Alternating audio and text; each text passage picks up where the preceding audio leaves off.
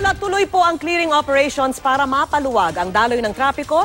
Tinarget ang mga sasakyang iligal na nakaparada, pati na ang mga tindahang nakahambalang sa kalsada. At nakatutok si Mark Zambrano. Napuyat lang siya. Limuti ako kagabi. Oo nga po, pero bilang barangay Kagawad, alam niyo naman po na pinagpapahal. Oo nga po, pero... Todo pakiusap ang barangay Kagawad na si Edison Jimeno nang sitahin ng mga tauhan ng Manila Traffic and Parking Bureau. Ang kotse kasi niya nakaparada sa Zubel Rojas Street sa San Andres, Bukid, Maynila. Katwiran ng Kagawad, rumisponde raw siya sa isang insidente ng pagnanakaw kagabi, kaya di nagising agad para ilipat ang sasakyan. Nagsisilbi po ako sa barangay. Ngayon lang po ako na tanghali ng gising, ginaganyan pa po tayo, di ba?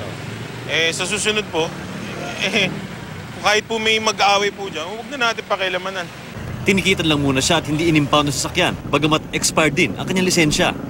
Bali, obstruction lang po. Obstruction. Kaysa naman mahatak kasi yung lisensya niya expired. Pag hindi na ialis sa kalsada ang sasakyan sa loob ng 15 minutos, ito tow na. Sa Paco naman, nasampulan pa rin ng SUV ito na nakaparada sa mismong kalsada. Hinatak ng tow truck. Di rin nakaligtas ang kotseng ito na nakaparada sa tabi mismo ng concrete island.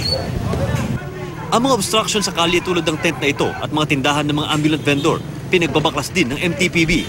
Sa ating mga kasama dito sa Maynila, maghanap na po sila ng kanilang paradahan. At doon naman po sa mga bibili po ng nagbabalak bumili ng sasakyan, bago po sila bumili, mag-identify po muna sila ng kanilang paglalagyan ng kanilang mga sasakyan. Dadalhin sa impound lot sa tabi ng MPD Station 9, malapit sa Harrison Plaza, at sa impounding area sa Smoky Mountain, ang mga natow na sasakyan. Nagkaroon din ng clearing operation sa 6 na iba pang distrito sa lungsod ng Maynila. Mark Zambrano, nakatutok, 24 oras.